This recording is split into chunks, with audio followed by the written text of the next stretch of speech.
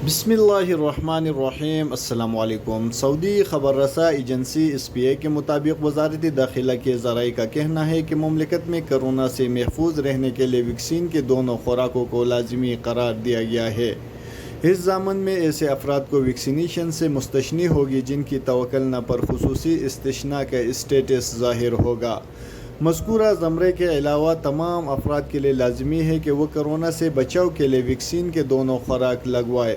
Vaccine के लाजमी दूसरे खुराक के हवाले से वज़ारत दाखिला की जानिब से कहा गया है कि पाबंदी का निफाज बरोज़ इतवार 10 अक्टूबर 2021 सुबह 6 बजे से किया जाएगा।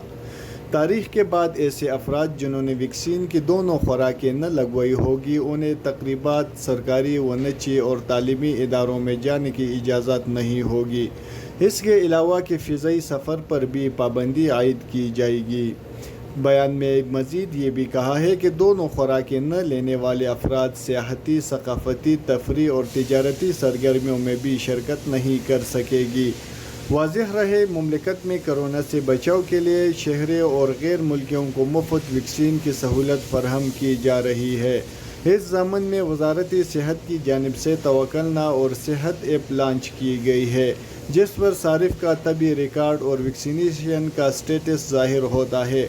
वह अफराद जिन्होंने कोरोना की एक ही वैक्सीन लगवाई है, तवक्कुल पर इनका स्टेटस एक खुराक, जबकि दोनों वैक्सीन लगवाने वालों के तवक्कुल स्टेटस में दोनों खुराक तहरीर होता है।